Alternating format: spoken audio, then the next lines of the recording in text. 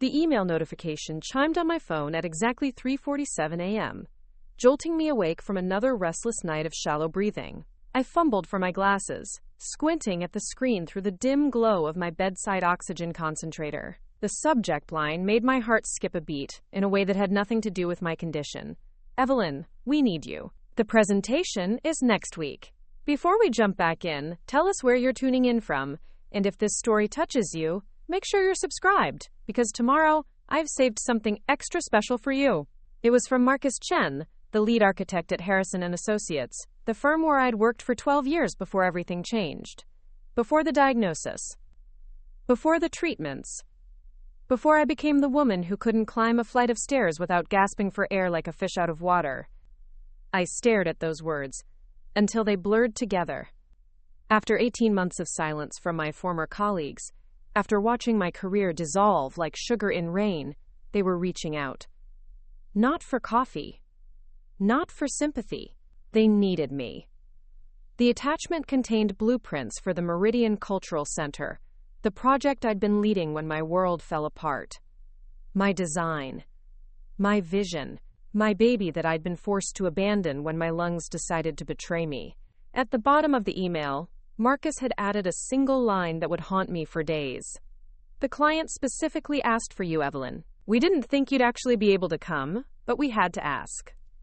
My name is Evelyn Margaret Sinclair, and 2 years ago, I was the rising star at one of Seattle's most prestigious architectural firms.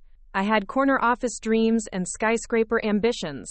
I was 34 years old, recently engaged to a wonderful man named David, and I thought I had my whole life mapped out like one of my carefully drafted building plans. Then came the cough. It started small, insignificant, just a little tickle during the autumn of 2021 that I blamed on Seattle's notorious dampness. I'd grown up in the Pacific Northwest after all. Rain and I were old friends, and a seasonal cough seemed as natural as falling leaves. But this cough had staying power.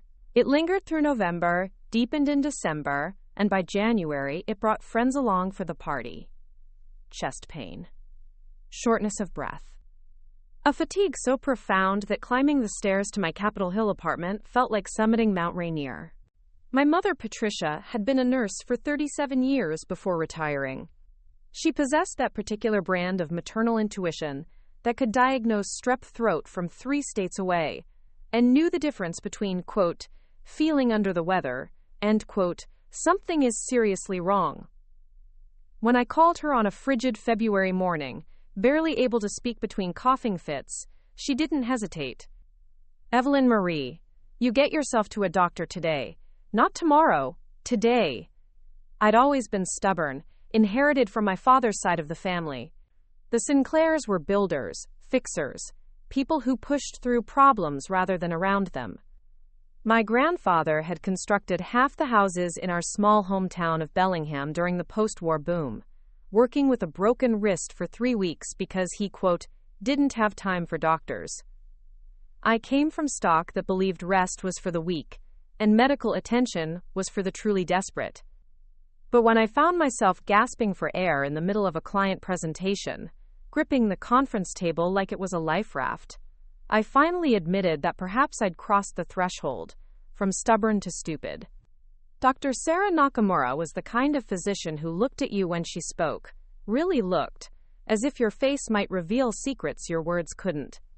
She was roughly my age, with intelligent dark eyes behind wire-rimmed glasses, and the gentle authority of someone who delivered both good news and devastating diagnoses with equal care. Her office overlooked Elliott Bay, and during our first appointment, I found myself staring out at the water while she listened to my chest with a stethoscope that felt cold, even through my shirt. How long have you been experiencing these symptoms? She asked, her voice carefully neutral in that way. Doctors perfect when they're trying not to alarm you. A few months, I said, minimizing as people do when they're scared. It's probably just allergies or something environmental. You know how it is in Seattle with all the mold and... She held up a gentle hand to stop my rambling. Let's run some tests and see what we're dealing with. The tests began simple enough. Blood work, chest x-rays, a pulmonary function test that involved breathing into a machine that measured my lung capacity. I approached each appointment with the same methodical thoroughness I brought to my architectural projects, researching every procedure beforehand, arriving early with an organized folder of questions, written in my neat, precise handwriting. David came with me to most of the appointments. He was a software engineer, logical and calm in crisis situations, the kind of man who read instruction manuals cover to cover and always packed emergency supplies when we went hiking. He held my hand during the waiting room hours, made jokes to lighten the mood, and took careful notes when the medical terminology got too dense for me to follow. "Whatever it is, we'll handle it," he said one evening after a particularly long day of testing. We were sitting on our couch, my head on his shoulder, watching the Seattle skyline twinkle to life as darkness fell. "You're the strongest person I know, Evie. You design buildings that last centuries. A little respiratory issue isn't going to take you down." I wanted to believe him. I needed to believe him. The results came back on a Thursday morning in March. Dr. Nakamura called personally rather than having a nurse deliver the news, which should have been my first clue that this wasn't going to be a simple prescription for antibiotics and a suggestion to get more rest. "Evelyn, I need you to come in this afternoon so we can discuss your test results in person. Can you be here by 3?" My hands started shaking before I even hung up the phone.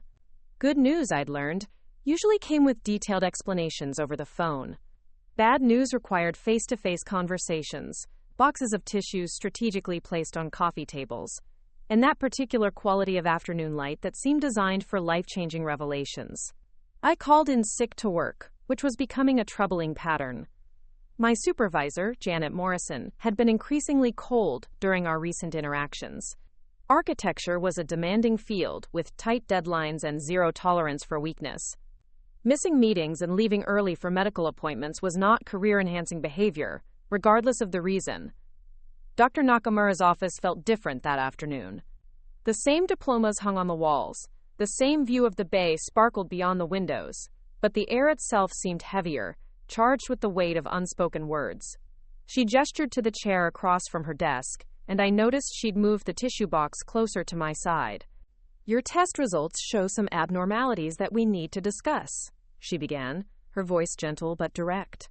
"The imaging revealed scarring in your lungs, and your pulmonary function tests indicate significantly reduced capacity. Combined with your symptoms and blood work, everything points to a condition called idiopathic pulmonary fibrosis." The words hung in the air between us like smoke. Idiopathic. Pulmonary. Fibrosis. They sounded clinical, almost benign, like terms you might use to describe a minor plumbing issue rather than a life-altering diagnosis. "What does that mean exactly?" I asked, though some part of me already knew I didn't want to hear the answer. Dr. Nakamura leaned forward slightly, maintaining that careful eye contact. "Idiopathic means we don't know what caused it. Pulmonary refers to your lungs. Fibrosis means scarring. Essentially, scar tissue is building up in your lungs, making it increasingly difficult for them to function properly. It's a progressive condition." Progressive. Such a positive word in most contexts. Progressive politics. Progressive education. Progressive thinking. But in medical terminology, progressive meant one way, unstoppable. A train heading toward a destination you didn't want to reach. "Is it treatable?" Preparing and narrating this story took us a lot of time. So if you are enjoying it, subscribe to our channel. It means a lot to us. Now, back to the story. I managed to ask. "There are treatments that can slow the progression and help manage symptoms. Medications, oxygen therapy when needed, pulmonary rehabilitation. We'll also want to discuss the possibility of a lung transplant evaluation, though that's something to consider down the road." Lung transplant. The words echoed in my head like stones dropped into a deep well. I was 34 years old. I had wedding plans and career goals, and a mortgage on a house with stairs I might someday be unable to climb. "How long do I have?" The question came out in a whisper. Dr. Nakamura's expression softened even further. "It varies greatly from person to person. With treatment, many patients maintain a good quality of life for years. Some progress slowly, others more rapidly. We'll monitor you closely and adjust your treatment plan as needed. She gave me pamphlets, websites to visit, phone numbers for support groups. The materials felt heavy in my hands, weighted with a future I wasn't ready to accept. As I walked to my car in the medical center parking garage, my phone rang. It was David, calling from his office downtown. "Hey, beautiful, how did it go?" I sat in my car for 20 minutes, staring at the concrete wall in front of me, trying to find words for something that had no words. How do you tell the person you love that your lungs are slowly turning to stone? How do you explain that the future you'd planned together now came with expiration dates and contingency plans? "It's not good," I finally said, and then I started crying so hard I couldn't breathe, which was particularly cruel given the circumstances. David left work immediately and met me at home. We sat on our kitchen floor, backs against the refrigerator, while I read him every word of every pamphlet Dr. Nakamura had given me. He listened without interrupting, occasionally reaching over to wipe tears from my cheeks or squeeze my hand when the medical terminology became too overwhelming to continue. "Okay," he said when I finally finished reading. "Okay, we can handle this." But I could see the fear in his eyes, the way his jaw tightened when he thought I wasn't looking. David was a problem solver, someone who believed every issue had a solution if you just applied the right combination of logic and determination. This was the first problem we'd encountered that couldn't be debugged or optimized or fixed with enough late nights and coffee. That evening, I called my parents. My father, Robert, had always been a man of few words, but when those words came, they carried the weight of absolute certainty. He'd built his construction business from nothing, weathered economic downturns and family crises, with the steady resolve of someone who understood that life was about endurance rather than sprint speeds. "We'll get through this," he said simply. "Sinclairs are tough, we don't give up." My mother, ever practical, immediately began researching treatment centers and specialists. Within hours of our phone call, she'd compiled a list of the top pulmonologists in the Pacific Northwest, along with their credentials, patient reviews, and insurance acceptance policies. She approached my diagnosis like she'd approached everything else in her nursing career, with thorough preparation and absolute refusal to accept defeat. "There are new treatments coming out all the time," she told me during our second conversation that evening. "Gene therapy, stem cell research, medications that weren't available even 5 years ago. This isn't the end of anything, Evelyn. It's just a detour."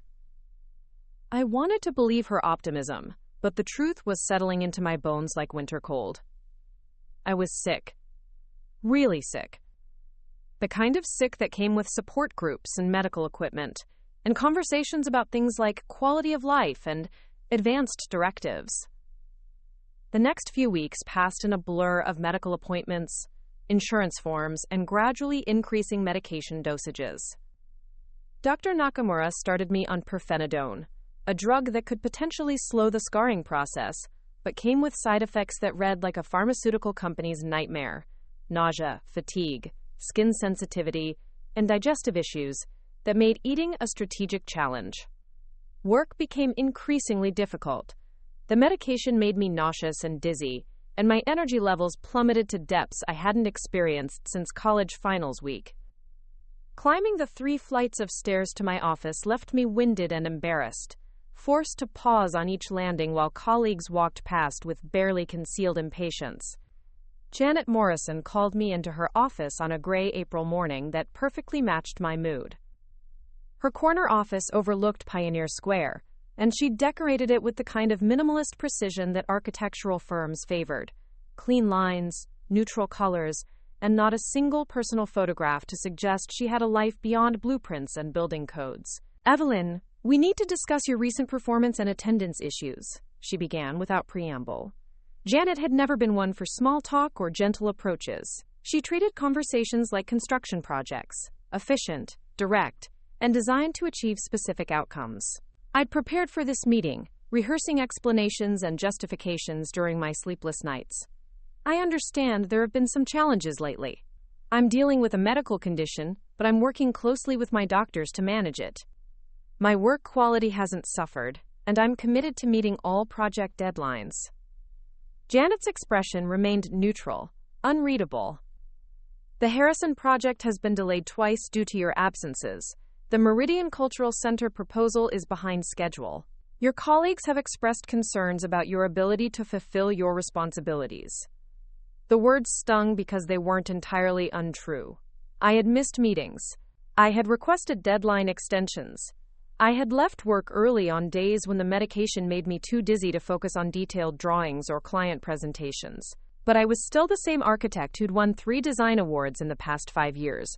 Still the person who could visualize spatial relationships that others couldn't grasp. Still capable of creating buildings that would outlast us all. I need to know if you're able to continue in your current role, Janet continued. The firm requires reliable, consistent performance from all our senior architects. If your health issues are going to be ongoing, we may need to discuss alternative arrangements. Alternative arrangements. Corporate speak for. We're looking for a reason to let you go without triggering a discrimination lawsuit. My condition is manageable, I said, though I wasn't entirely sure that was true. I may need some accommodations, but I'm fully capable of doing my job. Janet leaned back in her chair, studying me with the same critical eye she applied to structural engineering reports. What kind of accommodations? Flexible scheduling for medical appointments. Maybe working from home occasionally when I'm not feeling well but can still be productive. Access to the elevator for high-floor meetings. They were reasonable requests. The kind of accommodations that progressive companies provided without question. But architecture wasn't always a progressive industry, especially at firms that prided themselves on traditional hierarchies and old-school work ethics. I'll need to discuss this with human resources and the other partners, Janet said. In the meantime, I'm reassigning the Meridian project to Marcus Chen. You can provide consultation as needed, but he'll be taking the lead. The Meridian Cultural Center had been my project from conception to near completion. I'd spent countless hours designing every detail, from the sweeping curves of the main auditorium to the placement of restroom facilities. It was my vision made manifest, my name that would eventually be engraved on a small plaque near the entrance. And now it was being handed to Marcus, a competent architect, but someone who lacked the emotional investment that comes from birthing an idea and nurturing it through every stage of development. I nodded because there was nothing else to do. Fighting would only confirm their suspicions that I was difficult, unreliable, a problem employee who couldn't accept reality.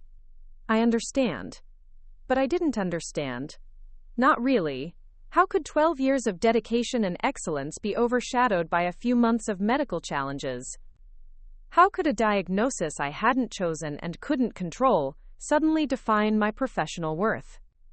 That afternoon, I cleaned out my desk drawers with the methodical thoroughness I brought to everything else. Personal items went into a cardboard box. The small succulent plant David had given me for my birthday, framed photos of us hiking in the Cascades, a coffee mug from my alma mater that had survived countless late-night design sessions.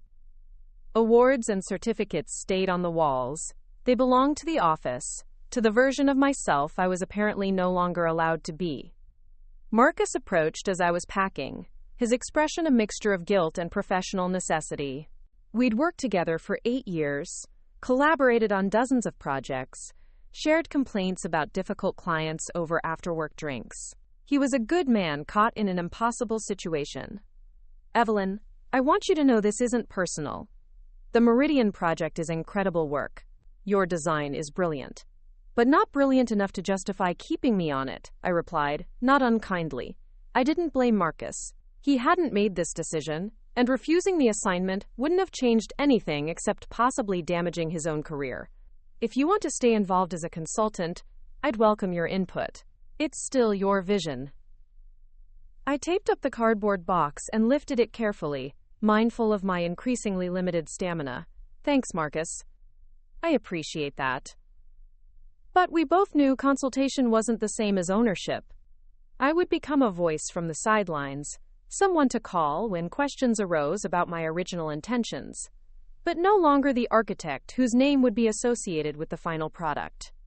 That evening, David and I sat on our back deck, watching the sun set behind the Olympic Mountains. The view had been one of the main reasons we'd bought the house, that daily reminder of natural beauty that made Seattle's gray months bearable. Now I wondered how many more sunsets I'd be able to enjoy from this vantage point. How long before stairs became impassable and elevation changes insurmountable. Maybe this is an opportunity, David said, ever the optimist. You could start your own practice, work on residential projects, set your own schedule. I loved him for trying to find silver linings. But starting an independent architecture practice required energy, networking, and the kind of aggressive business development that I no longer felt capable of pursuing. Clients wanted architects who exuded confidence and vitality, who could walk construction sites and climb scaffolding to inspect work in progress. They didn't want someone who might need oxygen therapy or wheelchair accessibility. Maybe, I said, though neither of us believed it. The summer months brought a gradual but noticeable decline in my breathing capacity. Dr. Nakamura increased my medication dosage and introduced the possibility of supplemental oxygen for particularly difficult days or strenuous activities. The portable oxygen concentrator arrived on a Tuesday morning in August, delivered by a cheerful medical supply technician who demonstrated its operation with the enthusiasm of someone showcasing the latest smartphone technology. "It's really quite lightweight," he assured me, hefting the device that weighed nearly 15 pounds. "And the battery life is excellent. You can go anywhere with this." Anywhere felt like a relative term when you were tethered to a machine that wheezed and hummed with mechanical breathing sounds. I practiced using it at home first, adjusting to the nasal cannula and the constant background noise of the concentrator. David helped me navigate the settings and carried the device when we took short walks around our neighborhood. But I could see the sadness in his eyes when he thought I wasn't looking. We'd been engaged for 2 years, planning a wedding that now seemed like a cruel joke. How could we promise in sickness and in health, when sickness had arrived so early and with such devastating certainty? David never voiced these concerns, never suggested postponing or canceling our plans, but I could feel them hanging between us like morning fog that never quite burns off. My social circle began to contract as my energy levels decreased and my medical equipment became more intrusive. Friends who'd once invited me to hiking trips and weekend getaways gradually stopped calling. Not out of malice, but because chronic illness makes people uncomfortable in ways they can't quite articulate. I became the person they felt sorry for, the cautionary tale they whispered about over wine. "Did you hear about Evelyn? So young, so tragic." The oxygen concentrator and I became reluctant companions, traveling together to medical appointments and grocery stores, with the awkward intimacy of strangers forced to share a small space. I learned to plan outings around battery life and to identify the quietest corners of restaurants, where the machine's noise would be least intrusive. I developed a mental map of every public restroom large enough to accommodate both me and my medical equipment. And I became an expert at reading people's faces when they first noticed the clear plastic tubing snaked around my ears. Some people stared with undisguised curiosity. Others looked away too quickly, as if chronic illness might be contagious through eye contact. Children were the most honest in their reactions, asking direct questions that their embarrassed parents would frantically try to silence. "Why do you have those tubes in your nose?" a little girl asked me in the supermarket checkout line one afternoon. Her mother turned scarlet and began apologizing profusely, but I just smiled at the child and said, "They help me breathe better." It was the truth, after all. The oxygen did help, even though it couldn't restore what I'd lost or prevent what was still to come. By autumn, I'd settled into a routine that revolved entirely around managing my condition. Morning medications with breakfast, carefully timed to minimize nausea. Afternoon oxygen therapy sessions while watching television or reading. Evening breathing exercises that Dr. Nakamura had taught me, designed to maintain whatever lung function remained. My days had structure, but it was the structure of decline rather than progress. David and I postponed our wedding indefinitely, though we never explicitly discussed cancellation. The venue deposits became sunk costs, the dress hanging in our closet a silk monument to plans we could no longer make with confidence. We told people we wanted to wait until my health improved, but we both understood that improvement wasn't really on the table. Management was the best we could hope for, slowing the progression rather than reversing it. My parents visited more frequently that fall, driving down from Bellingham with containers of my mother's soup and my father's quiet determination to fix whatever could be fixed. He installed handrails on our front steps without being asked, replaced our upstairs bedroom with a hospital bed on the main floor, and researched residential elevators with the same thoroughness he'd once applied to construction projects. "You don't have to do all this," I told him one afternoon as he measured doorways for wheelchair accessibility. "Course I do," he replied without looking up from his tape measure. "That's what family does." But I could see the strain in both my parents' faces, the weight of watching their daughter disappear one breath at a time. My mother had nursed dozens of patients through similar conditions, but professional detachment was impossible when the patient shared your DNA and called you mom. The holidays that year passed quietly. We hosted Thanksgiving at our house, but I spent most of the day resting, while others cooked and cleaned and maintained cheerful conversations that carefully avoided topics related to health, the future, or anything that might remind us why traditional family gatherings now required medical equipment strategically placed around the dining room. David's family was kind but awkward, uncertain how to interact with someone whose expiration date had become a topic of whispered speculation. His mother brought flowers and asked careful questions about my treatment. His father, an engineer like David, researched experimental therapies and clinical trials with the systematic determination of someone who believed every problem had a solution waiting to be discovered. But chronic illness isn't a problem to be solved. It's a reality to be managed, a new normal that requires constant adjustment and the acceptance of limitations that grow larger while possibilities grow smaller. As 2022 turned into 2023, my world contracted to the size of our house, then to the first floor, then to the bedroom and living room where my oxygen concentrator could reach. I stopped driving when the medication made me too dizzy to trust my reactions. I stopped going to movies when the background noise made it impossible to hear dialogue over my breathing equipment. I stopped making plans more than a few days in advance because I never knew how I'd feel or what I'd be capable of doing. The Meridian Cultural Center project continued without me, though Marcus called occasionally to ask about my original design intentions or to run changes past me. I appreciated his consideration, but hearing about the project's progress felt like watching someone else raise a child I'd given birth to. The building that emerged from construction would bear my architectural DNA, but it would never truly be mine. One evening in late February, almost exactly a year after my diagnosis, I sat in our living room watching the local news. They were doing a feature story about the Meridian project, interviewing the construction crew and showing computer renderings of the completed building. It was beautiful, everything I'd envisioned and more. The curved walls and soaring ceilings created spaces that seemed to breathe, and the integration of natural light would make the interior feel alive throughout the day. Marcus appeared on screen, discussing the innovative design elements and sustainable construction materials. He gave me credit as the original architect, but the reporter focused on him as the project leader, the man whose vision was becoming reality. I wasn't bitter about the oversight. Media coverage was always about the present, not the past, and I was no longer part of the present when it came to my own creation. David found me crying quietly on the couch, though I wasn't entirely sure why the tears had started. Grief, maybe. Or loss. Or the simple recognition that my professional life was now something that happened to other people, while I watched from the sidelines with a nasal cannula and a machine that breathed for me when my own lungs couldn't keep up. "I'm sorry," I said, wiping my eyes with the tissue he handed me. "For what? For all of this? For becoming someone you have to take care of, instead of someone you can build a life with." David sat beside me and took my hand, careful not to disturb the pulse oximeter clipped to my finger that monitored my blood oxygen levels. "You're still someone I can build a life with. It's just a different life than we originally planned." But was it really a life we were building, or was it a careful management of decline? The distinction mattered, though I wasn't sure I was ready to examine it too closely.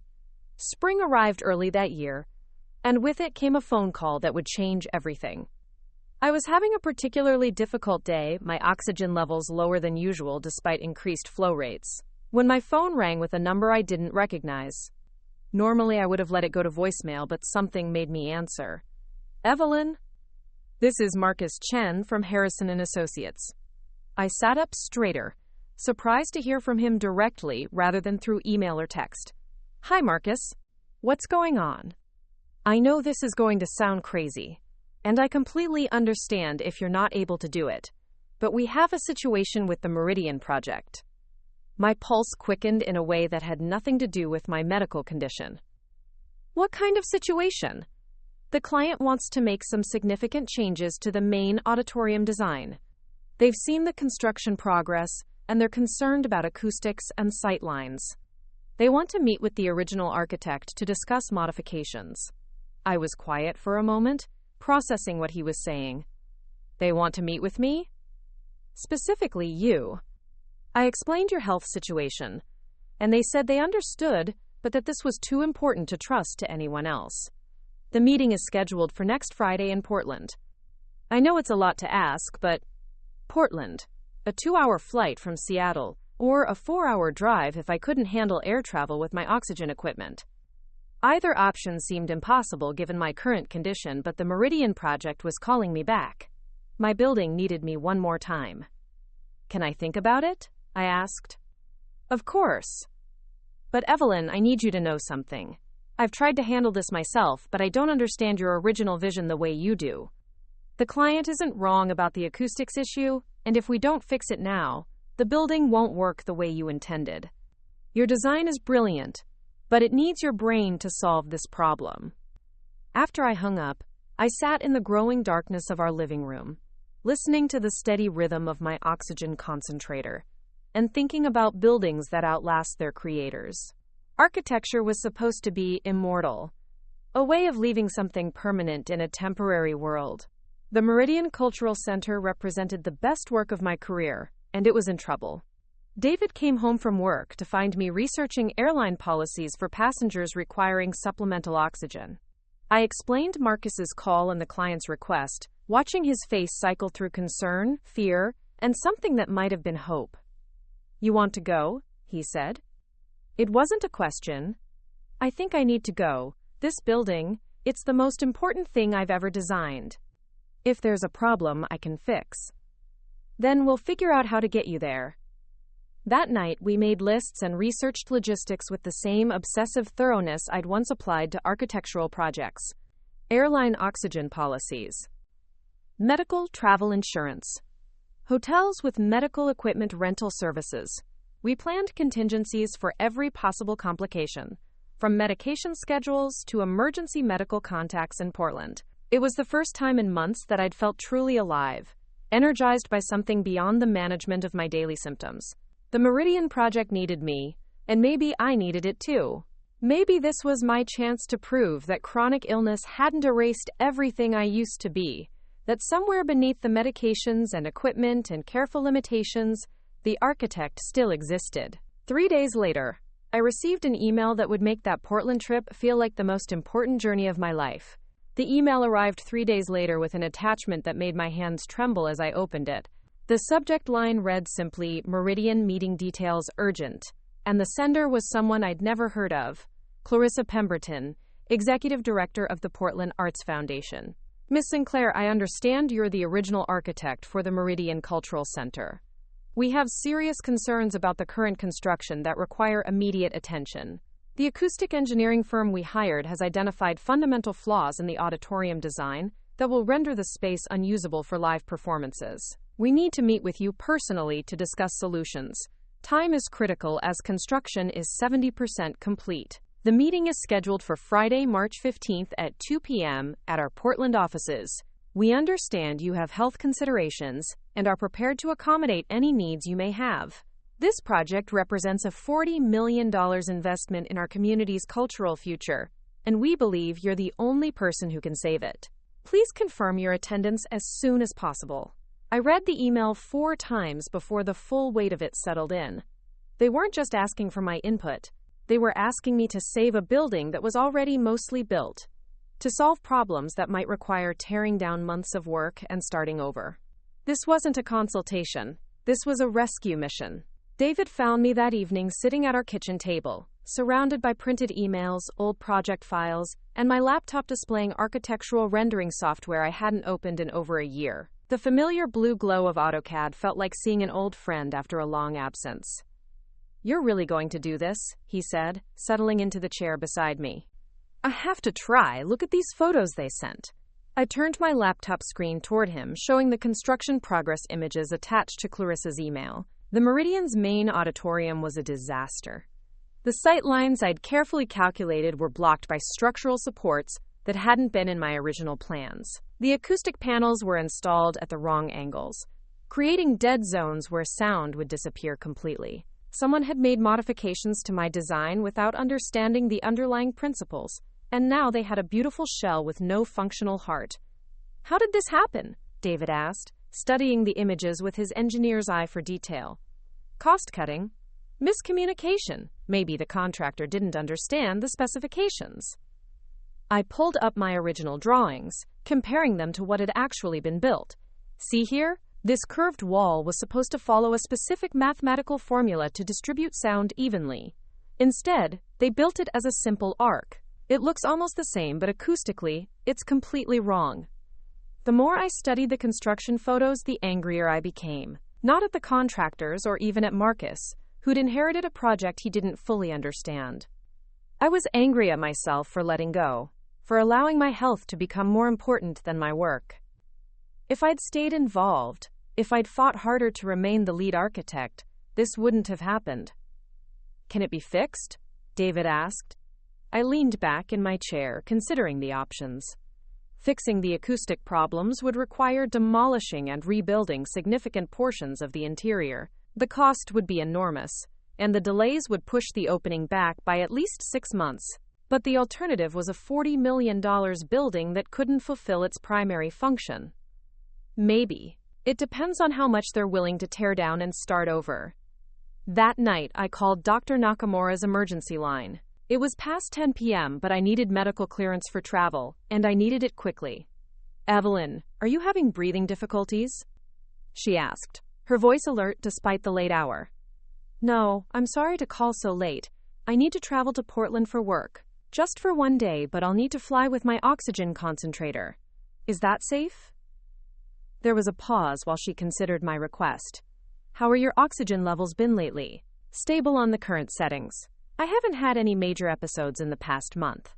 Flying can be challenging with your condition. The cabin pressure changes can affect your breathing.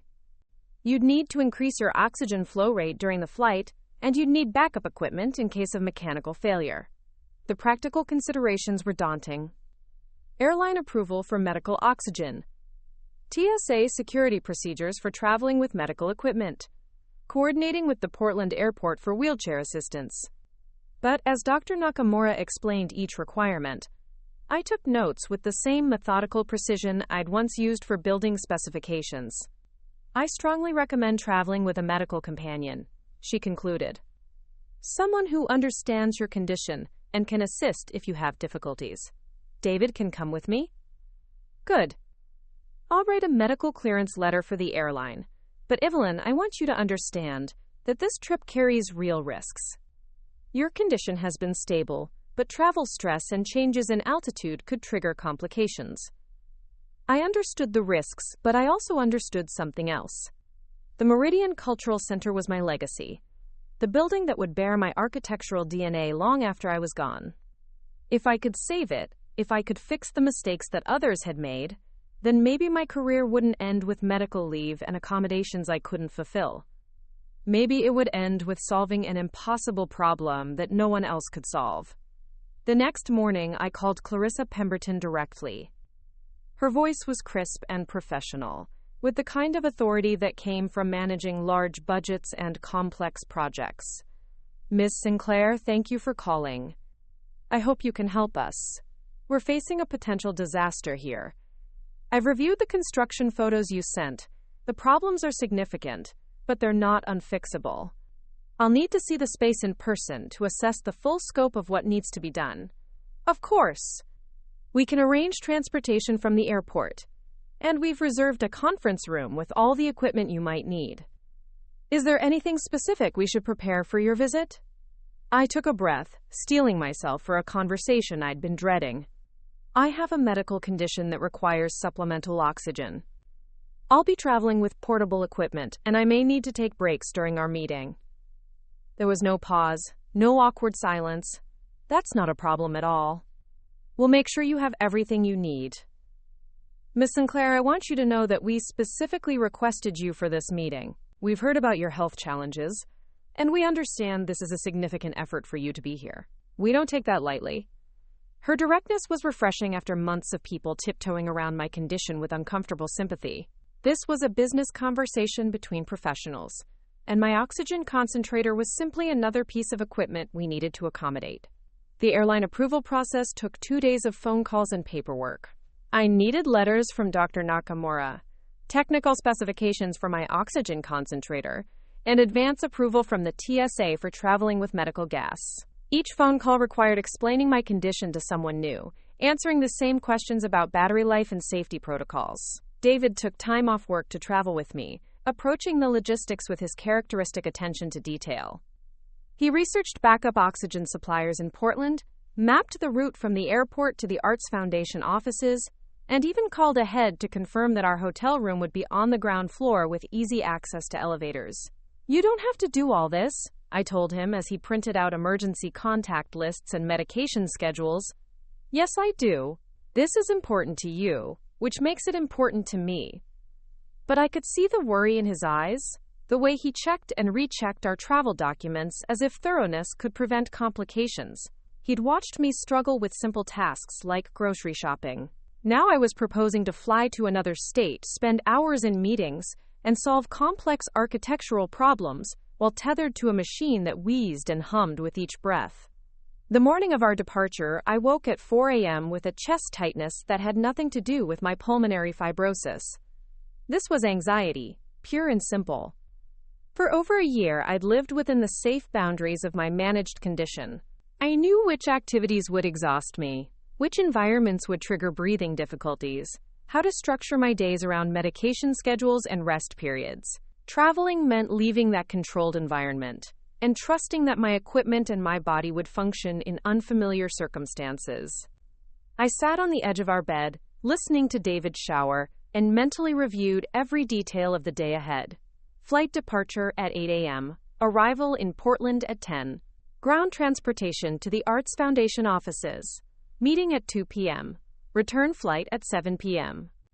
12 hours away from home, with my oxygen concentrator as my constant companion. The irony wasn't lost on me. I was about to board an airplane to solve problems with a building designed to help people breathe. Acoustically speaking, the Meridian's auditorium was supposed to allow sound to flow freely, to create an environment where music and voices could reach every listener clearly. Instead, it had become a space where sound suffocated, trapped by walls that didn't understand their purpose. Maybe there was a metaphor there. Maybe I was like my own building, structurally sound but functionally compromised, still beautiful but no longer able to fulfill my original design. The taxi ride to the airport was quiet, both David and I lost in our own thoughts. My oxygen concentrator sat between us like a mechanical chaperone, its steady rhythm marking time in 2-second intervals. I'd grown so accustomed to its presence that silence now felt unnatural, as if the world itself had stopped breathing. At the airport, we navigated the special assistance procedures with the help of a TSA agent who'd clearly dealt with medical equipment before. She examined my oxygen concentrator with professional efficiency, tested the battery levels, and verified that my medication was properly labeled. Other passengers stared with the mixture of curiosity and pity I'd learned to ignore, but the security process went smoothly. The gate agent for our flight was a middle-aged woman named Susan who approached us before boarding began. "Ms. Sinclair? I have your medical clearance paperwork here. We've reserved bulkhead seats for you and your companion, and I've informed the flight crew about your oxygen equipment. Do you have any questions about the flight procedures?" I appreciated her directness and professionalism. This wasn't charity or special treatment. This was accommodation, the recognition that people with medical conditions still had places to go and work to do. "Will I need to adjust my oxygen flow rate during the flight?" "The cabin is pressurized to about 8,000 feet, so your doctor's recommendation was to increase your flow by 1 liter per minute during takeoff and landing, then reduce to your normal setting once we reach cruising altitude." As we waited for boarding, I watched other passengers preparing for travel. Business travelers juggled laptops and coffee cups. Families corralled children and carry-on bags. Everyone seemed to move with the casual confidence of people who could trust their bodies to perform basic functions like breathing without mechanical assistance. A little girl at the next gate was staring at my oxygen concentrator with undisguised fascination. Her mother noticed and began pulling her away, but I smiled and waved at the child. "It helps me breathe better," I said simply. The girl nodded seriously, as if this explanation made perfect sense. "My grandpa has one of those too. He says it's his best friend." Her innocence was refreshing. Adults saw medical equipment and imagined tragedy. Children saw it as just another tool people use to navigate the world. Boarding the plane required coordination between David, myself, and a flight attendant who helped us stow my equipment properly. The oxygen concentrator fit under the seat in front of me, its battery indicator showing a full charge. I connected the nasal cannula and adjusted the flow rate according to Dr. Nakamura's instructions. As the plane taxied toward the runway, I felt my chest tighten with more than just altitude changes. This was the farthest I'd traveled from home since my diagnosis, the first time I'd put myself in a situation where I couldn't control every variable. If my equipment failed, if my condition worsened, if something went wrong, I was committed to seeing it through until we reached Portland. The takeoff was surprisingly smooth. My oxygen concentrator hummed steadily, and my breathing remained stable despite the cabin pressure changes. David held my hand during the ascent, his engineer's brain probably calculating pressure differentials and mechanical reliability statistics. "How are you feeling?" he asked once we reached cruising altitude. "Nervous, but okay. The equipment is working fine." I looked out the window at the patchwork of fields and forests below. From 30,000 feet, the world looked manageable, orderly, as if someone had drawn clean lines around every problem and provided clear solutions. I knew that was an illusion, but it was a comforting one. During the flight, I reviewed my notes about the Meridian project, studying the construction photos and trying to visualize solutions. The acoustic problems were complex, but not insurmountable. The key would be convincing the Arts Foundation that major renovations were necessary, that sometimes you had to tear something down to build it correctly. An hour into the flight, a woman across the aisle approached during the beverage service. She was probably in her 60s, well-dressed, with the kind of confident bearing that suggested she was accustomed to getting things done. "Excuse me, I couldn't help but notice your equipment. My husband had pulmonary fibrosis. I know how challenging travel can be with that condition." Her directness caught me off guard. Most people either ignored my oxygen concentrator completely or stared at it with uncomfortable fascination. This woman acknowledged it matter-of-factly, as if medical equipment were no more remarkable than eyeglasses or hearing aids. "Thank you. This is actually my first flight since I was diagnosed. It's a bit nerve-wracking. The first trip is always the hardest. Where are you headed?" "Portland, for work. I'm an architect, and there's a building that needs fixing." She smiled. "A building that needs you specifically, or they wouldn't have gone to the trouble of accommodating your medical needs. That must feel good." It did feel good, though I hadn't quite articulated it that way. The Meridian Cultural Center needed me, not despite my condition, but because of my expertise. My oxygen concentrator was just equipment, like a laptop or a drafting table. What mattered was what I could do with my mind, my training, my understanding of how buildings should work. "My husband always said that chronic illness teaches you what's actually important," the woman continued. "Everything else falls away and you're left with the things that really matter." After she returned to her seat, I thought about her words. What really mattered? Not the career trajectory I'd lost, or the physical capabilities I could no longer trust. What mattered was solving problems, creating spaces that served their intended purpose, leaving something permanent in a temporary world. The plane began its descent into Portland 40 minutes early thanks to favorable winds. As we approached the airport, I could see the city spreading out below us, with Mount Hood rising majestically in the distance. Portland had always been one of my favorite cities, with its commitment to sustainable architecture and innovative urban planning. It seemed fitting that I was coming here to save a building that embodied those same values. Landing required another adjustment to my oxygen flow rate, and I felt the familiar tightness in my chest as the cabin pressure changed. But my equipment functioned perfectly, and within minutes of touchdown, my breathing had stabilized. The wheelchair assistance at Portland International was efficient and dignified.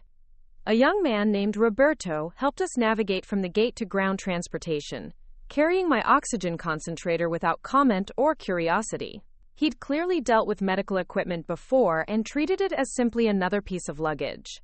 Our taxi driver was a woman in her 40s who'd moved to Portland from California to escape the high cost of living. She chatted easily about the city's growth and changes while David and I watched the landscape change from airport industrial to urban residential to downtown commercial. "You folks here for business or pleasure?" she asked.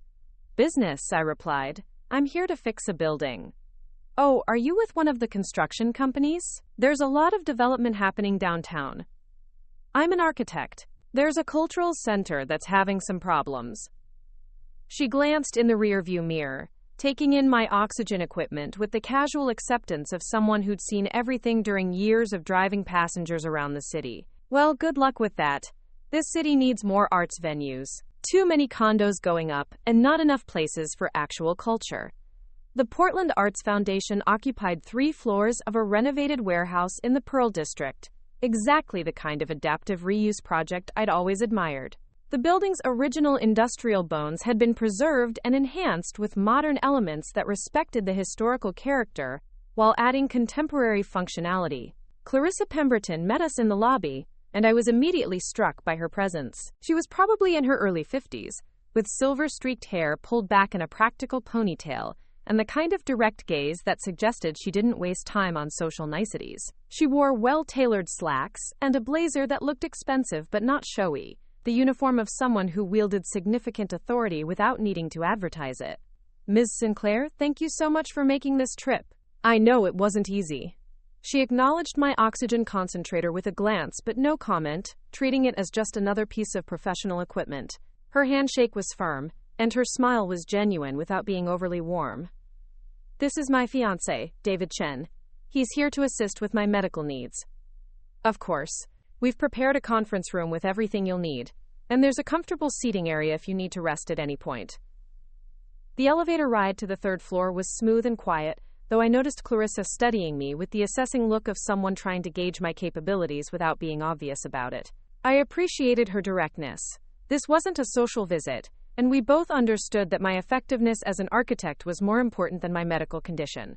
The conference room was perfect, with large windows overlooking the city, and a table big enough to spread out architectural drawings. Someone had set up a laptop connected to a large monitor, and there were printed copies of all the construction documents stacked neatly on a side table. "We have coffee, tea, and water available," Clarissa said, "and I've asked our facilities manager to check on us periodically in case you need anything." 3 other people joined us within minutes. Thomas Bradley, the general contractor who'd been managing the Meridian construction. Sarah Kim, the acoustic engineer who'd identified the problems with the auditorium. And Dr. James Fitzgerald, an arts administrator who served on the foundation's board and had been closely involved with the project from its inception. Thomas looked uncomfortable, like a man who'd been called to account for mistakes he wasn't entirely sure he'd made. Sarah was younger, probably in her early 30s, with the intense focus of someone who understood that her professional reputation was on the line. Dr. Fitzgerald was older, distinguished, with the patient demeanor of someone who'd navigated complex institutional politics for decades. "Before we begin," Clarissa said, "I want everyone to understand that we're here to solve problems, not assign blame.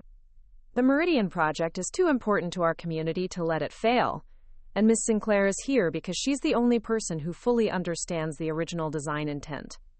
I appreciated her setting that tone. Finger-pointing wouldn't fix the acoustic problems, and I needed everyone's cooperation to understand what had gone wrong and how to correct it. Sarah began by explaining her acoustic analysis, using technical language that everyone except Dr. Fitzgerald seemed to follow. The fundamental problem was that the auditorium's curved walls had been built to different specifications than my original design, creating interference patterns that would make live performances nearly impossible to hear clearly. "The reverberation time is completely wrong," she said, pulling up computer models on the large monitor. "Sound is getting trapped in dead zones, and there's an echo delay that will make it impossible for musicians to stay together.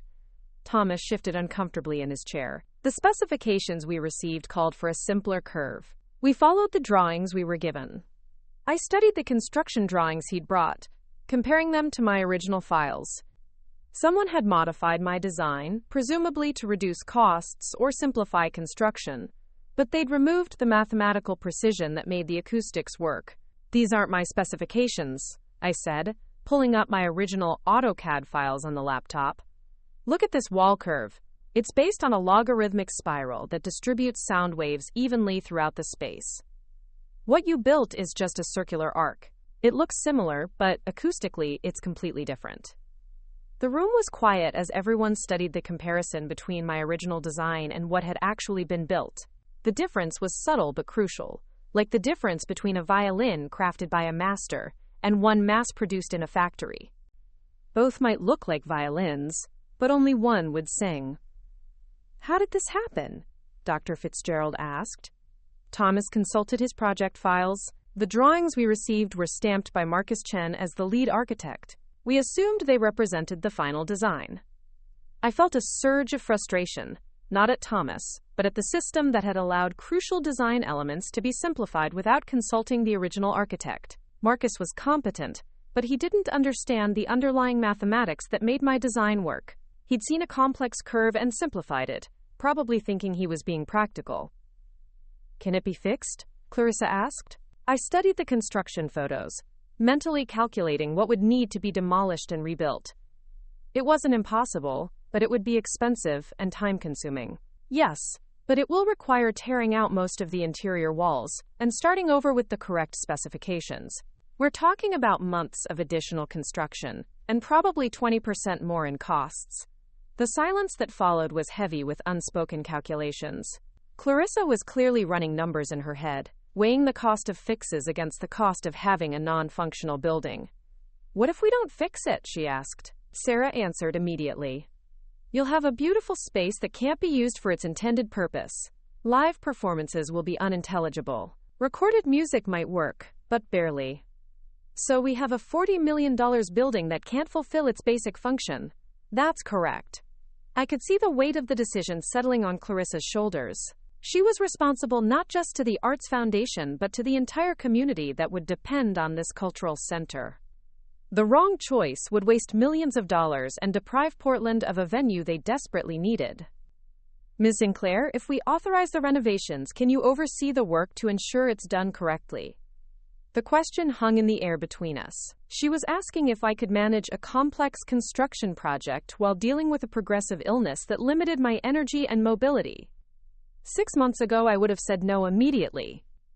Today, sitting in this conference room with my oxygen concentrator humming steadily, I found myself considering possibilities I'd thought were closed to me forever. I could work as a consulting architect, reviewing plans and inspecting critical construction phases. I'd need accommodations for my medical condition, but yes, I think I could ensure the work is done properly. David squeezed my hand under the table, a gesture of support that gave me strength. What kind of timeline are we looking at? Thomas asked. If we start demolition next week, we could have the renovations completed by early fall. But it has to be done right this time. No shortcuts, no simplifications, no modifications to save costs. Clarissa was quiet for several minutes, studying the financial projections Sarah had prepared. Finally, she looked up with the expression of someone who'd made a difficult but necessary decision. We'll do it. Whatever it costs, we'll find the money. This building is too important to our community to let it fail. The relief in the room was palpable. Sarah smiled for the first time since I'd arrived. Thomas began making notes about demolition schedules. Dr. Fitzgerald started calculating budget adjustments. But I felt something else along with relief. For the first time in over a year, I had meaningful work to do. Not just consultation or advice, but actual responsibility for seeing a project through to completion. My medical condition hadn't changed, but my relationship to it had shifted. Instead of defining my limitations, it was now just another factor to manage while I did the work that mattered. The meeting continued for another 2 hours, as we worked through technical details, construction schedules, and communication protocols. I would review all modified plans before construction began. Sarah would conduct acoustic testing at each critical phase. Thomas would provide detailed progress reports to ensure we stayed on schedule. As the afternoon wore on, I felt my energy flagging in the familiar pattern of my condition. David noticed immediately and quietly asked if I needed a break. Actually, yes. Could we take 15 minutes? I need to adjust my oxygen flow and rest briefly. Clarissa immediately stood up. Of course. There's a comfortable lounge area just down the hall, and I'll have someone bring you whatever you need. The break was exactly what I needed. David and I sat quietly in the lounge while I increased my oxygen flow rate and let my breathing stabilize. Through the windows, I could see downtown Portland bustling with afternoon activity, people moving purposefully through their daily routines without giving a thought to the mechanical rhythm of their breathing. How are you feeling? David asked. Tired, but good tired. Like I've been working instead of just managing symptoms. You're sure you can handle overseeing the renovations? It's going to be demanding. I considered his question seriously. The next 6 months would require regular travel to Portland, long days reviewing construction progress, and the kind of detailed problem-solving that demanded mental energy I wasn't sure I still possessed. I think I have to try. This building is my legacy, David. If I can save it, if I can see it completed the way it was meant to be, then maybe everything else I've lost won't matter as much. When we returned to the conference room, the group had used our break to work through some of the logistical details. Clarissa had already contacted the Foundation's board to explain the situation and get preliminary approval for the additional funding. Thomas had called his crew supervisors to discuss demolition schedules. Sarah had begun drafting a testing protocol to verify that each phase of reconstruction was acoustically correct. We're committed to making this work, Clarissa said as we reconvened. Miss Sinclair, I want you to know that we'll provide whatever accommodations you need to oversee this project effectively. Medical transport, flexible scheduling, whatever it takes. The generosity of her offer was overwhelming, but it was also practical. They needed my expertise, and they were willing to work around my limitations to get it. This was collaboration, not charity. We spent the final hour of the meeting establishing communication protocols and review procedures. I would examine all construction drawings before work began on each phase. Sarah would provide acoustic measurements to verify that the renovations were achieving the intended results. Thomas would coordinate with his crew to ensure that my site visits were scheduled when I was most likely to observe critical work phases. As the meeting concluded, I realized something had fundamentally changed during these few hours in Portland. I was no longer just someone managing a chronic illness. I was an architect again, with real responsibilities and meaningful work to do. My oxygen concentrator was still humming beside my chair, but it had become just another tool I needed to do my job effectively. The taxi ride back to the airport was quiet, both David and I processing the day's events. I felt exhausted but energized, drained by the physical demands of travel but invigorated by the return of professional purpose. Are you sure you can handle this project? David asked as we waited for our flight.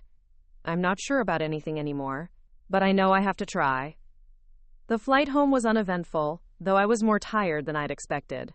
My oxygen concentrator performed flawlessly, and my breathing remained stable despite the altitude changes and cabin pressure fluctuations. By the time we landed in Seattle, I was exhausted but satisfied. I'd traveled across 2 states, participated in complex technical discussions, and committed to overseeing a major construction project. 6 months ago, I couldn't have imagined being capable of any of those things. That evening, as I sat in our living room with my oxygen concentrator beside me and project files spread across the coffee table, I called my parents to tell them about the Portland meeting. You flew to Portland? My mother asked, her voice a mixture of pride and concern. With medical clearance and David as my travel companion. It went fine, Mom. Better than fine. I'm going to be overseeing the renovation of the Meridian Cultural Center. That's wonderful, honey. But are you sure you're up for such a demanding project? It was a fair question, one I'd been asking myself since committing to the work. But as I looked at the construction photos and technical drawings surrounding me, I felt something I hadn't experienced in over a year. Excitement about the future. I think I am, Mom. It's going to be challenging, but it's my building. If I can save it, if I can see it completed properly, then maybe all of this struggle will have been worth something. 3 weeks later, I received a package from Portland containing updated construction drawings, acoustic specifications, and a timeline for the renovation work. But more importantly, it contained a letter from Clarissa Pemberton that would change how I thought about my capabilities and my future. Ms. Sinclair, I wanted to thank you again for making the trip to Portland and for agreeing to oversee the Meridian renovations. Your expertise and dedication have literally saved this project.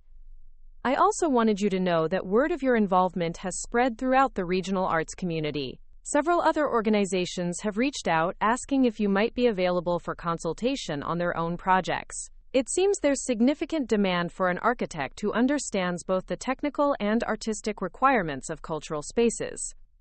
If you're interested in additional work, I'd be happy to connect you with these organizations. Your medical condition doesn't seem to have diminished your professional capabilities, and there's clearly a market for your expertise. I stared at the letter for a long time, trying to process what she was suggesting. Other projects. Other opportunities to do meaningful work. The possibility that my career wasn't over just transformed into something different than I'd originally planned. That night, I sat down at my computer and began drafting a response. For the first time in over a year, I was planning for a future that extended beyond medical appointments and symptom management. I was planning to work, to create, to solve problems that mattered. My oxygen concentrator hummed steadily beside me as I typed, its mechanical rhythm marking time in a life that was beginning to feel like mine again. The machine that had once symbolized limitation was now just another tool that allowed me to do the work I loved. The Meridian Cultural Center would be completed correctly, and I would be the architect who saved it. But more than that, I was discovering that chronic illness hadn't ended my career. It had simply required me to find new ways to practice it. 2 months later, I would receive an email that would test every assumption I'd made about my capabilities and my future. But that night, sitting in our living room with project files spread around me and my oxygen concentrator breathing steadily beside me, I felt something I hadn't experienced since my diagnosis. Hope for what tomorrow might bring. The email that changed everything arrived on a Tuesday morning in late May, just as I was reviewing the latest construction photos from Portland. The demolition work at the Meridian Cultural Center was proceeding perfectly, with Thomas's crew carefully removing the incorrectly built walls while preserving the structural elements that were sound. But this new email wasn't about Portland. It was from someone named Victoria Ashworth, Director of Operations for the Vancouver International Arts Festival. Ms. Sinclair, I received your contact information from Clarissa Pemberton in Portland. We have an urgent situation that requires expertise in acoustic design for performance venues. Our main festival hall has developed severe sound problems just 6 weeks before our annual festival begins. We've consulted with several acoustic engineers, but they all recommend canceling this year's performances. Clarissa suggested you might be able to find a solution that others have missed. I understand you have health considerations that make travel challenging, but we're prepared to accommodate any needs you may have. This festival represents 15 years of community building, and cancellation would devastate both the performing artists and the thousands of patrons who attend each year. Would you be willing to consult on this project? Time is extremely critical. I read the email 3 times, my pulse quickening with each repetition. Vancouver was a 4-hour drive from Seattle, or a short flight if I could manage the travel logistics. But more importantly, this was exactly the kind of challenge that made me remember why I became an architect in the first place. A seemingly impossible problem that required creative thinking and deep technical knowledge to solve. David found me at the kitchen table that evening, surrounded by printed emails and my laptop displaying the Vancouver Arts Festival website. Their main performance venue was a converted warehouse space that had been adapted for live music and theater over several years of incremental improvements. The photos showed a beautiful space with exposed brick walls and soaring ceilings, but I could already see potential acoustic problems in the hard surfaces and irregular geometry. Another consulting project? He asked, settling into the chair beside me. A festival hall in Vancouver. They're having sound problems, and their festival starts in 6 weeks. David studied the website photos with his engineer's eye for structural details. That's a tight timeline. Do you think you can solve it? I won't know until I see the space in person, but David, they specifically sought me out. Not because they felt sorry for me or wanted to give me token work, but because they heard I could solve problems that other consultants couldn't. The pride in my voice surprised even me. 6 months ago, I'd been convinced that my professional life was over, that chronic illness had made me unemployable in a field that demanded physical stamina and constant availability. Now I was being recruited for projects that challenged my expertise, rather than accommodating my limitations.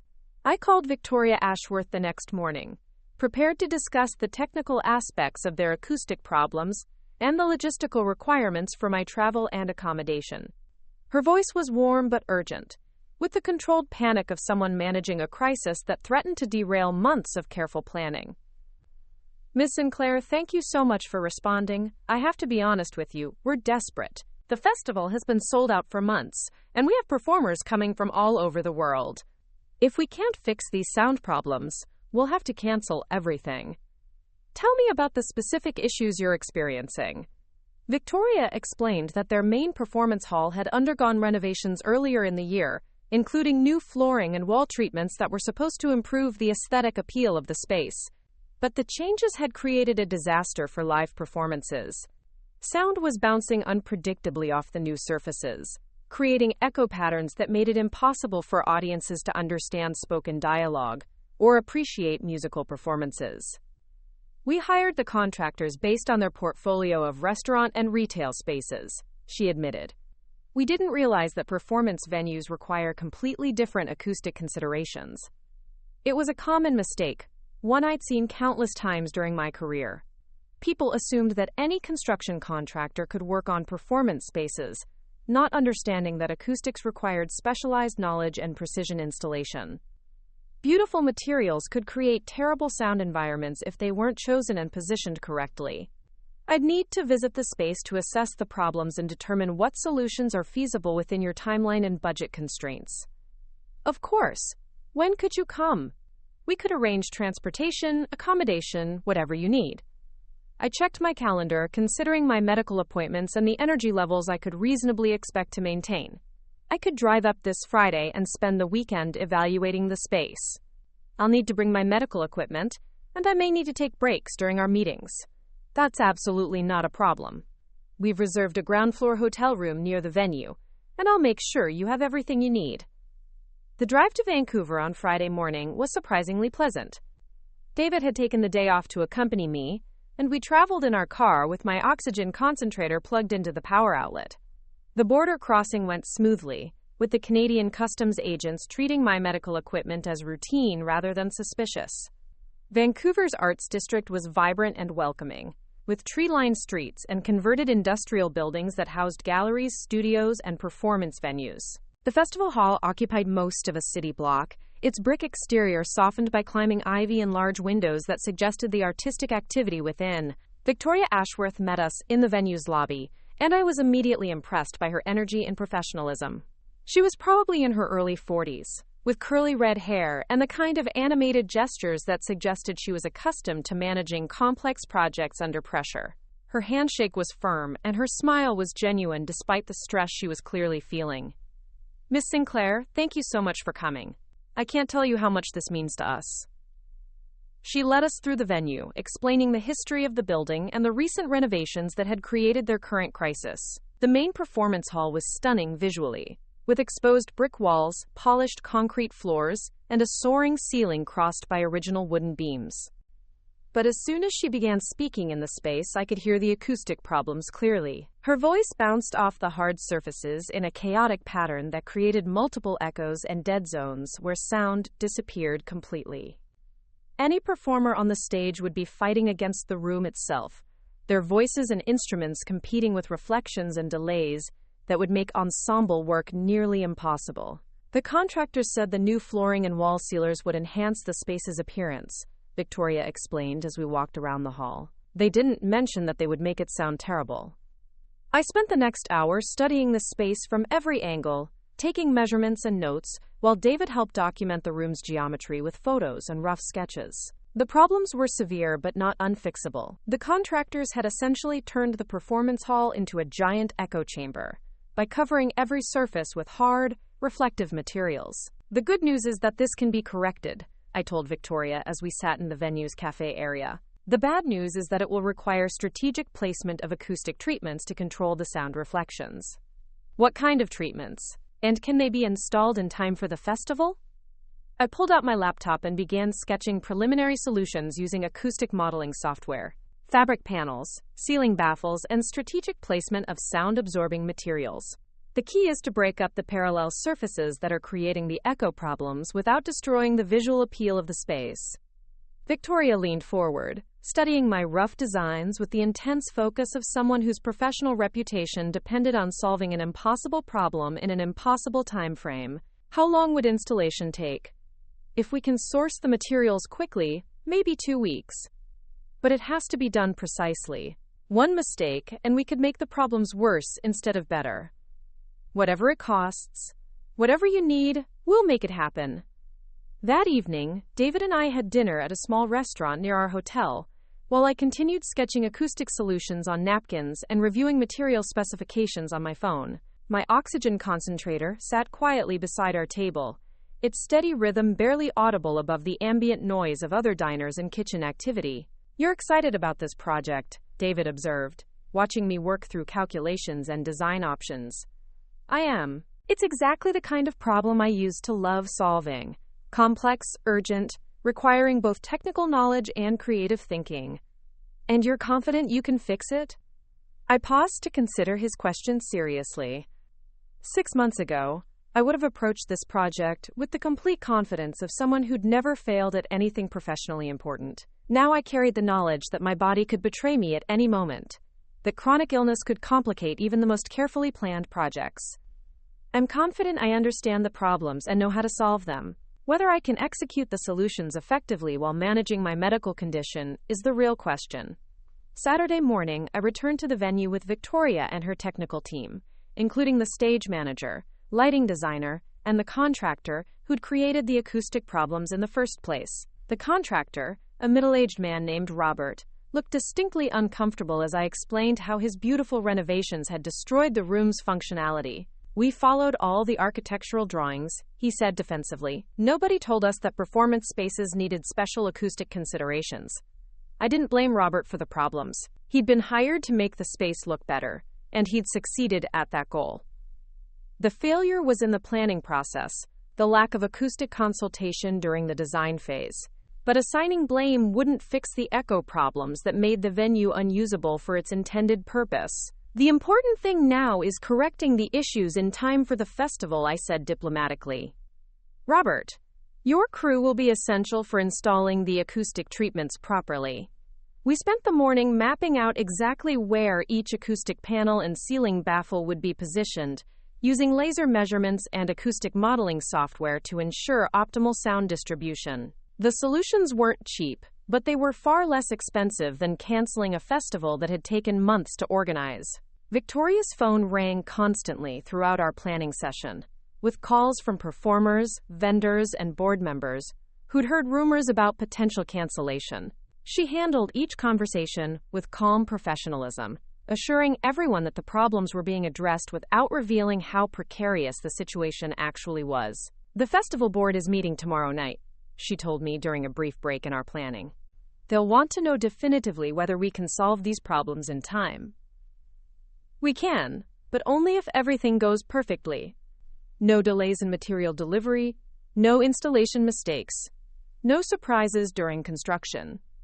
It was a tight timeline that required everything to work exactly as planned, with no margin for error or unexpected complications. But as I studied the performance hall and visualized how it would sound once the acoustic treatments were installed, I felt the familiar thrill of solving a complex technical puzzle. That afternoon, I presented my proposed solutions to the festival board, a group of community leaders and arts patrons who'd invested significant time and money in making the annual event successful. They listened intently as I explained the acoustic problems and outlined the renovation plan, occasionally asking questions about costs and timelines. "Ms. Sinclair," said the board chair, an elderly woman named Margaret Chen, who'd been involved with the festival since its founding. "We appreciate you taking on this project despite your health challenges. Frankly, we were prepared to cancel this year's festival until Clarissa Pemberton recommended you."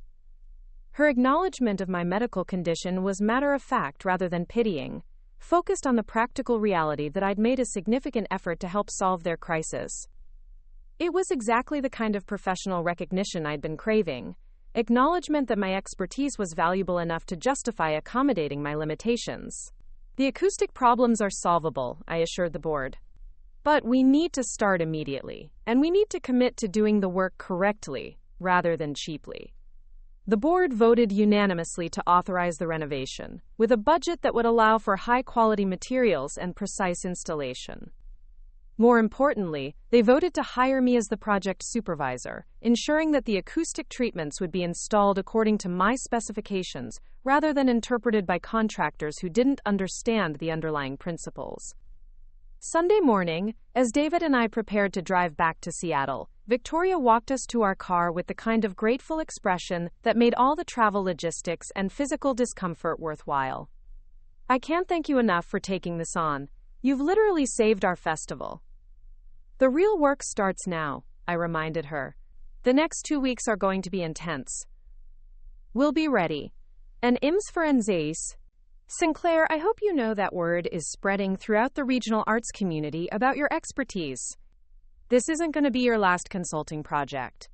The drive home gave me time to process what had happened during the weekend.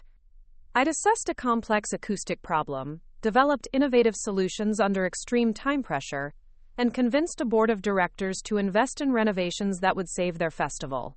6 months ago, I couldn't have imagined being capable of any of those things. My oxygen concentrator hummed steadily from the back seat, its mechanical rhythm a constant reminder of my medical limitations. But those limitations were becoming less central to my identity, more like accommodations I needed to manage while doing meaningful work. The next 2 weeks were a whirlwind of coordinating material deliveries, reviewing installation progress, and making daily phone calls to Vancouver to ensure that every acoustic panel was positioned correctly. I drove up twice more to inspect critical phases of the work, each trip feeling less daunting than the last. Thomas in Portland had been sending regular updates about the Meridian Cultural Center renovations, which were proceeding ahead of schedule now that everyone understood the importance of following my specifications exactly. The combination of 2 major projects happening simultaneously should have been overwhelming, but instead it felt energizing. I was busier than I'd been since my diagnosis, but it was productive busy rather than medical busy. 3 weeks before the Vancouver Festival was scheduled to begin, I received a call from Victoria that made my heart skip a beat. "Miss Sinclair, we have a problem. The acoustic panels we ordered haven't arrived, and the supplier says there's been a manufacturing delay. They can't deliver for another 10 days. 10 days would put us right at the festival's opening night, with no time for installation or testing." After weeks of careful planning and precise execution, we were facing a logistics failure that could destroy everything we'd accomplished. "What are our options?" I asked, already pulling up supplier websites on my laptop. I've been calling every acoustic materials company on the West Coast. Most of them have similar lead times, and the ones with inventory in stock are either too expensive or the wrong specifications. I spent the next 4 hours making phone calls to suppliers, manufacturers, and contractors throughout the Pacific Northwest, trying to locate acoustic panels that met our specifications and could be delivered immediately. Most conversations ended with apologies and suggestions to try somewhere else. Finally, I reached a small specialty company in Portland that manufactured custom acoustic treatments for recording studios. The owner, a woman named Lisa Martinez, listened carefully as I explained our crisis and timeline. "I don't usually work on performance venues," she said, "but I understand the principles. If you can send me your exact specifications, I might be able to fabricate what you need in our shop." "How quickly could you produce them?" "Working overtime with my full crew, maybe 5 days. But they'd be expensive, and I'd need payment up front." I called Victoria immediately with Lisa's offer. The cost would stretch their budget to the breaking point, but it was their only option for saving the festival. "Do it," Victoria said without hesitation. Whatever it costs, we'll find the money. Lisa's crew worked around the clock to fabricate our acoustic panels, and I drove to Portland twice during that week to inspect their progress and ensure the materials would meet our specifications. Each visit required careful coordination with my medical needs and energy levels, but the urgency of the project pushed me beyond limitations I'd thought were absolute. On Friday morning, exactly 1 week before the festival's opening night, I followed Lisa's delivery truck to Vancouver with a convoy of acoustic panels that represented our last chance to make the venue functional. The installation would have to be perfect, with no time for corrections or adjustments. Victoria met us at the venue with Robert's construction crew and a group of volunteers who'd been recruited to help with the installation. Everyone understood the stakes, and the atmosphere was tense, with concentrated focus rather than panic. "This is it," Victoria said as we surveyed the empty performance hall one last time before beginning installation. "Everything we've worked for comes down to the next 3 days." The installation process was meticulous and exhausting.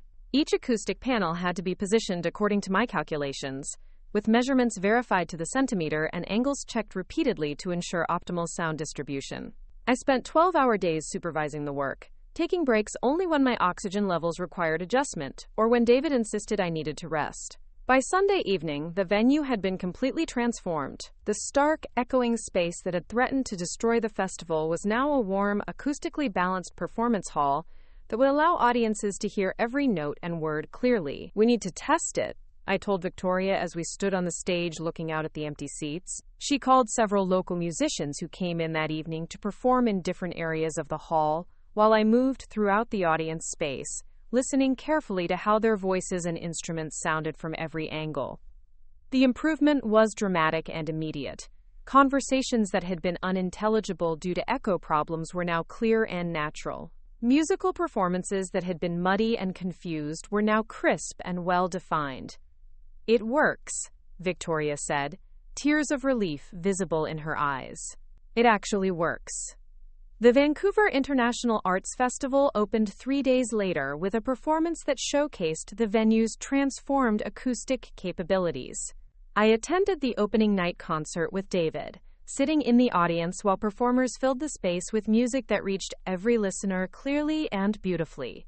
During the intermission, Victoria introduced me to several board members and visiting performers who expressed amazement at the venue's sound quality.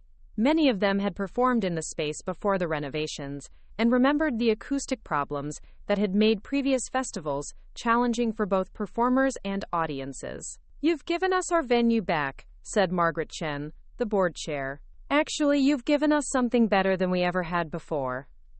But the evening's most meaningful moment came when a young violinist approached me after the concert. She was probably in her early 20s, with the intense focus of someone completely dedicated to her craft.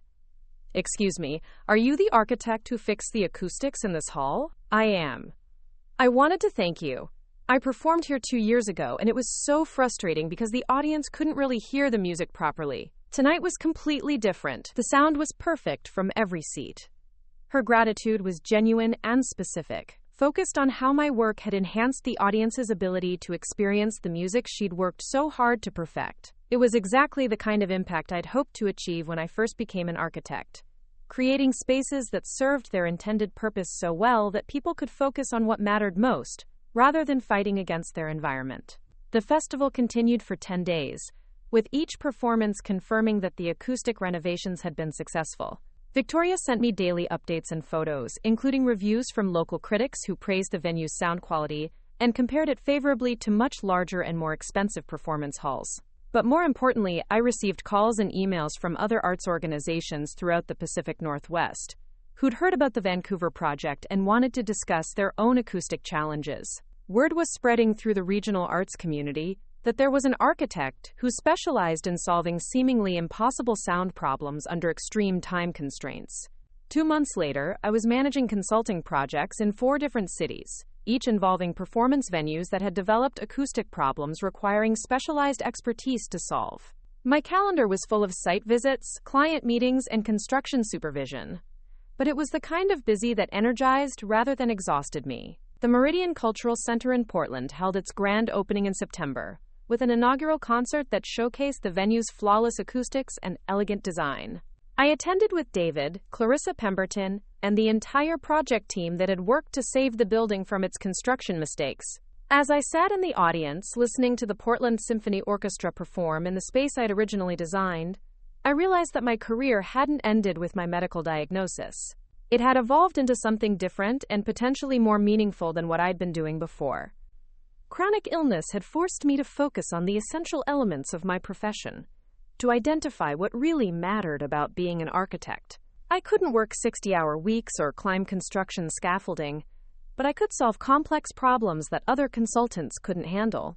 I couldn't manage large teams or handle multiple projects simultaneously, but I could provide expertise that was unique and valuable enough to justify accommodating my medical needs. My oxygen concentrator sat quietly beside my seat during the concert, its steady rhythm barely audible above the orchestra's performance. The machine that had once symbolized limitation and loss had become simply another tool that allowed me to do meaningful work. After the concert, Marcus Chen approached me with an expression of gratitude and professional respect that meant more than any award or recognition I'd received during my traditional career. "Evelyn, I owe you an apology. When I took over the Meridian project, I thought I understood your design well enough to make practical modifications. I was wrong, and my mistakes nearly destroyed something beautiful. The important thing is that we fixed it," I replied. "The building works the way it was supposed to work. Because you wouldn't give up on it. Even when you were dealing with your health challenges, you came back to save the project." That evening, David and I walked along the Portland waterfront, enjoying the mild September weather and the lights reflecting off the Willamette River. My portable oxygen concentrator was in a small backpack, its battery fully charged and functioning perfectly. "How are you feeling?" David asked, the question he'd been asking regularly for over a year. "Good. Really good. Not just medically, but professionally. I'm doing work that matters, solving problems that make a difference.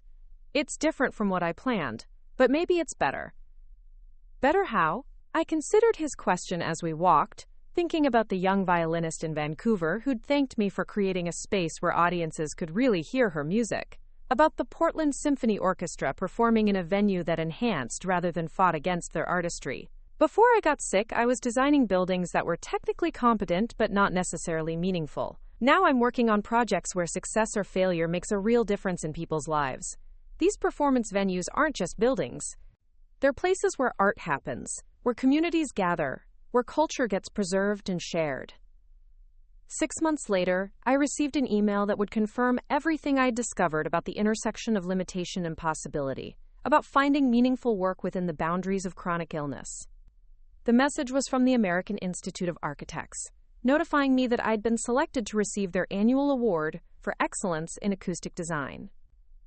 The citation specifically mentioned my work on the Meridian Cultural Center and the Vancouver Festival Hall, calling them innovative solutions that demonstrate how technical expertise and creative problem-solving can transform challenging spaces into exceptional performance venues.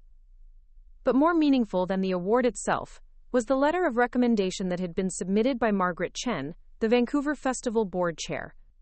She wrote, "Ms. Sinclair's medical condition required us to accommodate her needs with flexible scheduling and equipment transportation, but her expertise and dedication saved our festival and gave our community a performance venue that exceeds anything we could have imagined. Her disability became irrelevant in the face of her professional capabilities." That phrase would stay with me for years.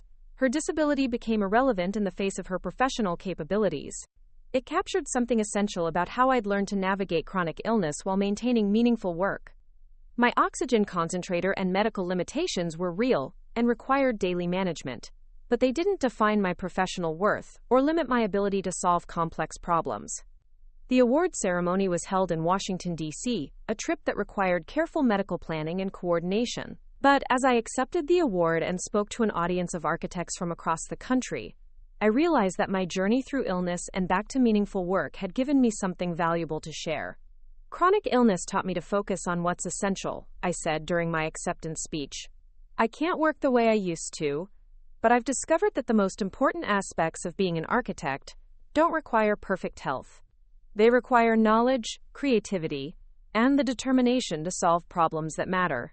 The audience's response was warm and supportive, But more importantly, several architects approached me afterward to discuss their own experiences with health challenges and career adaptations. I wasn't the only professional who'd been forced to reimagine what productive work could look like within the constraints of medical limitations. Today, 3 years after my diagnosis, I run a specialized consulting practice focused on acoustic design for performance venues. My client list includes arts organizations throughout the Western United States and Canada, and I'm frequently invited to speak at conferences about innovative approaches to architectural problem solving.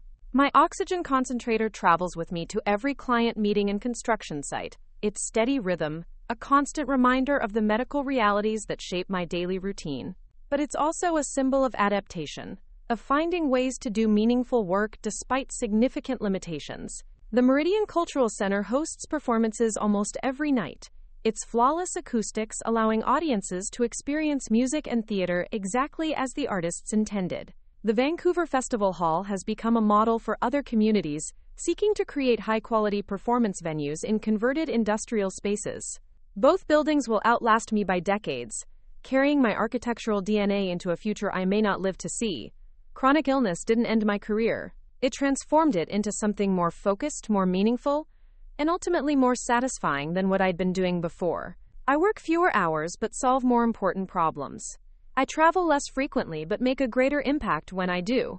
I've learned that limitation can be a form of clarity, forcing you to identify what really matters and pursue only the work that's truly essential. My engagement to David has evolved into a marriage built around adaptation and mutual support.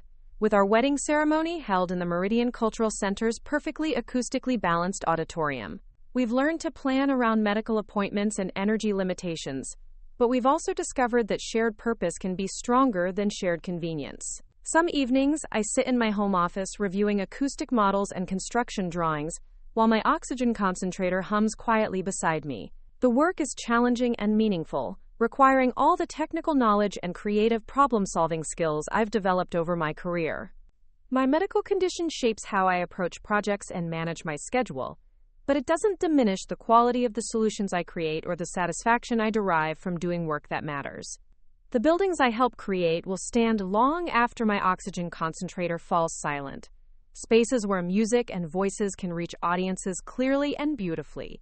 Where communities can gather to experience art in environments designed to enhance rather than interfere with human creativity. That legacy feels more permanent and meaningful than any traditional career path I might have followed. Chronic illness taught me that professional success isn't about overcoming limitations, but about finding meaningful work within them. The most important question isn't whether you can do everything you used to do, but whether you can identify the essential elements of what matters most and find ways to pursue them despite whatever constraints you face. My oxygen tank isn't a symbol of weakness or defeat. It's a tool that allows me to breathe while I do the work I love, in buildings that will outlast us all, creating spaces where art and community can flourish for generations to come. Up next, you've got 2 more standout stories right on your screen. If this one hit the mark, you won't want to pass these up. Just click and check them out.